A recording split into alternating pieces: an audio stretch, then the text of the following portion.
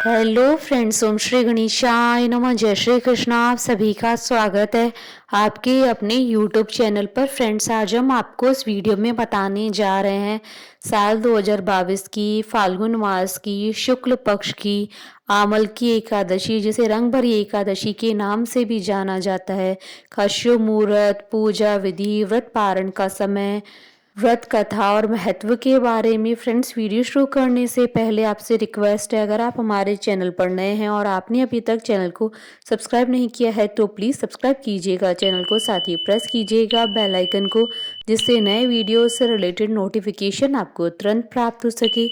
और वीडियो पसंद आने पर वीडियो को लाइक और शेयर जरूर कीजिएगा, ताकि सभी भक्तों को इस वीडियो का लाभ प्राप्त हो सके।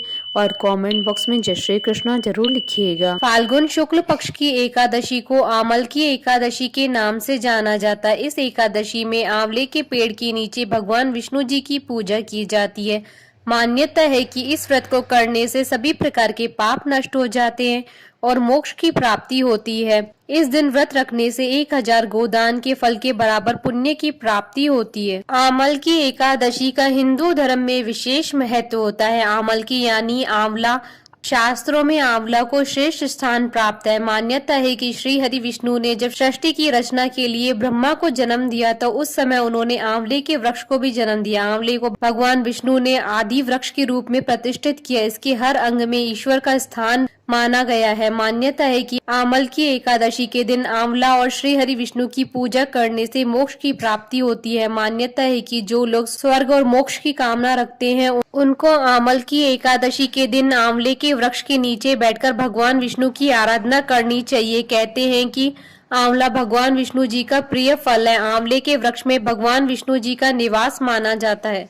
पद्म पुराण के अनुसार आमल की एकादशी का व्रत करने से सैकड़ों तीर्थ दर्शन के समान पुण्य प्राप्त होता है। समस्त यज्ञों के बराबर फल देने वाले आमल की एकादशी व्रत करने से व्यक्ति को मोक्ष की प्राप्ति होती है। जो लोग आमल की एकादशी का व्रत नहीं करते हैं वह इस दिन एकादशी के दिन भगवान विष्णु को आंवला अर्पित करें और स्वयं भी खाएं।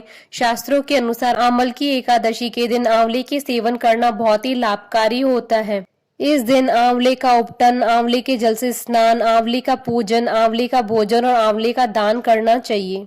होली से पहले आने वाली इस एकादशी को रंग भरनी एकादशी के नाम से भी जाना जाता है। रंग भरनी एकादशी के बारे में कथा है कि गौरी से विवाह के बाद भगवान भोलेनाथ जब पहली बार अपनी प्रिय काशी नगरी आए तो उसी दिन को ही माँ पार्वती के आगमन में यहाँ रंग भरनी एकादशी के रूप में मनाते हैं। मान्यता है कि उस दिन माँ पार्वती के स्वागत में पूरा नगर विविध रंगों से सजाया गया था। तब से यह परंपरा आज भी चली आ रही है। यहाँ होली से पहले पड़ने वाली एकादशी को रंग भरनी एकादशी के रूप में मनाते हैं। पूरी काशी को रंग गुलाल से सजाया जाता है और बाबा विश्वनाथ का विशेष श्रृंगार होता है और माँ गौरी और शिव के स्वागत की जोर जोर से तैयारियां की जाती हैं। आमल की एकादशी के साथ एक और कथा जुड़ी है। उसके अनुसार राजस्थान के सीकर में खाटू श्याम के दर्शन देने की कहानी है। मान्यता है कि इसी दिन पहली बार श्याम कुंड में बाबा श्याम का मस्तक प्रकट हुआ था। तब से होली के पहले पड़ने वाली इस एकादशी के मौके पर खाटू धाम में मेले का आयोजन होता है, जहां श्रद्धालु खाटू श्याम के दर्शन करके पूजा पाठ करते हैं और उनसे अपने घर परिवार की सुख समृद्धि की प्रार्थना करते हैं। फ्रेंड्स, अब आइए जानते हैं आमल की एकादशी के शुभ मुहूर्त के बारे में। हिंदू पंचांग के अनुसार इस बार आमल की एकादशी 14 मार्च 2022 सोमवार के दिन है। फाल्गुन शुक्ल एकादशी तिथि प्रारंभ होगी 13 मार्च 2022 को सुबह 10:21 पर और फाल्गुन शुक्ल एकादशी तिथि का समापन होगा 14 मार्च 2022 को दोपहर 12:05 पर। व्रत पारण का समय रहेगा 15 मार्च 2022 को सुबह 6:37 से सुबह 9 बजे तक। हरिवासर समाप्ति का समय रहेगा 15 मार्च 2022 को दोपहर 1:12 पर। फ्रेंड्स, अब आइए जानते हैं आमल की एकादशी की पूजन विधि के बारे में। आमल की एकादशी के एक दिन पहले यानी कि दशमी को रात के समय भगवान विष्णु का ध्यान करते हुए सोना चाहिए। एकादशी के दिन सबसे पहले नित्य कर्म से निवृत्त होकर स्नान करें और स्वच्छ वस्त्र धारण करें। अब घर के मंदिर में विष्णु जी की प्रतिमा के सामने हाथ में तिल, कुश, मुद्रा और जल लेकर व्रत का संकल्प करें। संकल्प लेते हुए इस प्रकार कहें कि मैं भगवान विष्णु की प्रसन्नता एवं मोक्ष की कामना से आमल की एकादशी का व्रत रखता हूँ या रखती हूँ। मेरा यह व्रत सफलता पूर्वक पूरा हो, इसके लिए श्री हरि मुझे अपनी शरण में रखें। अब विधि विधान से श्री हरि विष्णु जी की पूजा करें। सबसे पहले विष्णु जी की प्रतिमा को स्नान कराएं और पहुंचकर स्वच्छ वस्त्र पहनाएं। अब विष्णु जी को पुष्प, ऋतु फल और तुलसी दल चढ़ाएं। इसके बाद श्री हरि विष्णु जी की आरती उतारें, उन्हें प्रणाम करें। विष्णु जी की पूजा करने के बाद पूजन सामग्री लेकर आंवले के वृक्ष की पूजा करें। आंवले के वृक्ष की पूजा से पहले सबसे पहले वृक्ष के चारों ओर की भूमि साफ करें, उसे गाय के गोबर से पवित्र करें। पेड़ की जड़ में एक वेदी बनाकर उस पर कलश स्थापित करें। इस कलश में देवताओं, तीर्थों और सागर को आमंत्रित करें। कलश में पंच रत्न रखें, उसके ऊपर पंच पल्लव रखें और दीप जलाकर रखें। कलश पर श्रीखंड चंदन का लेप करें और वस्त्र पहनाएं। अब कलश के ऊपर श्री विष्णु के छठे अवतार परशुराम जी की मूर्ति स्थापित करें और विधिवत पूजा करें। शाम के समय एक बार विष्णु जी की पूजा करें और फलाहार ग्रहण करें। रात्रि में भगवत कथा और भजन कीर्तन करते हुए श्री हरि विष्णु जी का पूजन करें। अगले दिन द्वादशी को सुबह ब्राह्मण को भोजन कराएं, उन्हें यथाशक्ति दान दक्षिणा देकर विदा करें। इसके बाद आप स्वयं भी भोजन ग्रहण कर व्रत का पारण करें। आमल की एकादशी व्रत कथा 88,000 ऋषियों को संबोधित करते हुए सूत जी ने कहा, हे विप्रो, प्राचीन काल की बात है। महान राजा मंदाता ने वशिष्ठ जी से पूछा था कि हे वशिष्ठ जी, यदि आप मुझ पर प्रसन्न है तो ऐसे व्रत का विधान बताने की कृपा करें जिससे मेरा कल्याण हो।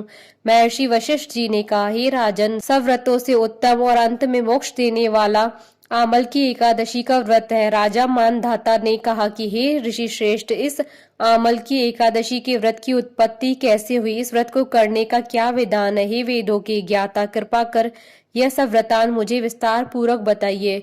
महर्षि वशिष्ठ जी ने कहा, हे राजन, मैं तुम्हारे समक्ष विस्तार से इस व्रत का वृतांत कहता हूँ। यह व्रत फाल्गुन मास के शुक्ल पक्ष में होता है। इस व्रत के फल से सभी पाप समूल नष्ट हो जाते हैं। इस व्रत का पुण्य 1000 गोदान के फल के बराबर है।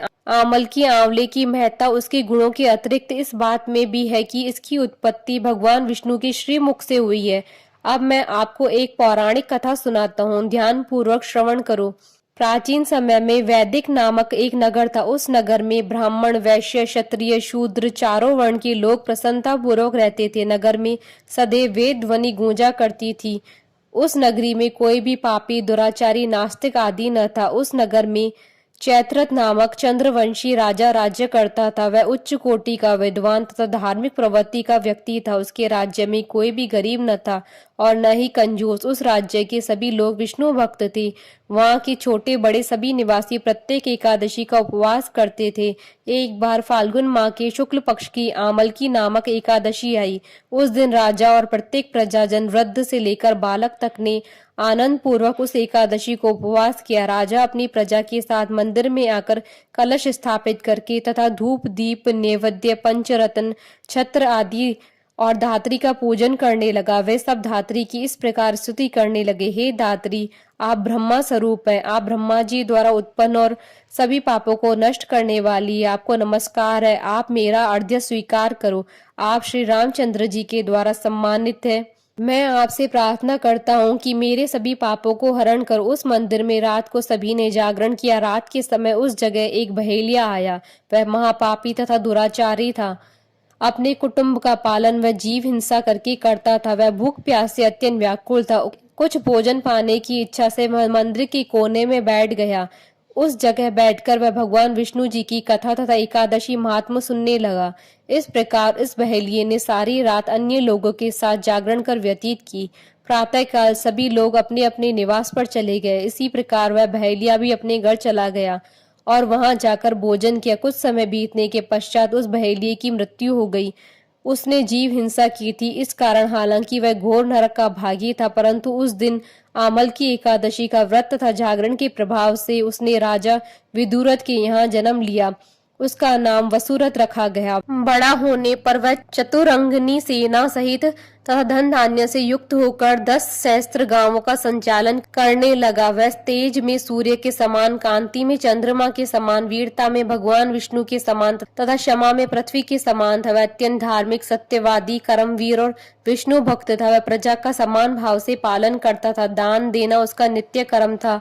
एक बार राजा वसुरथ शिकार खेलने के लिए गया। देव योग से वन में वह रास्ता भटक गया और दिशा का ज्ञान न होने के कारण उसी वन में एक वृक्ष के नीचे सो गया। कुछ समय पश्चात पहाड़ी डाकू वहां आए और राजा को अकेला देखकर मारो मारो चिल्लाते हुए राजा वसुरथ की ओर दौड़े। वह डाकू कहने लगे कि इस दुष्ट राजा ने हमारे माता पिता पुत्र पौत्र आदि समस्त संबंधियों को मारा है तथा देश से निकाल दिया। अब हमें इसे मारकर अपने अपमान का बदला लेना चाहिए। इतना कह वे डाकू राजा को मारने लगे, उस पर अस्त्र शस्त्र से प्रहार करने लगे। उन डाकुओं के अस्त्र शस्त्र राजा के शरीर पर लगते ही नष्ट हो जाते और राजा को पुष्पों के समान प्रतीत होते। कुछ देर बाद प्रभु इच्छा से उन डाकुओं के अस्त्र शस्त्र उन्हीं पर प्रहार करने लगी, जिससे वे सभी मूर्छित हो गए।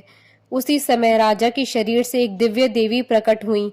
वह देवी अत्यंत सुंदर थी तथा सुंदर वस्त्रों तथा आभूषणों से अलंकृत थी। उसकी बकुटी टेढ़ी थी, उसकी आंखों से क्रोध की भीषण लपटें निकल रही थी। उस समय वह काल के समान प्रतीत हो रही थी।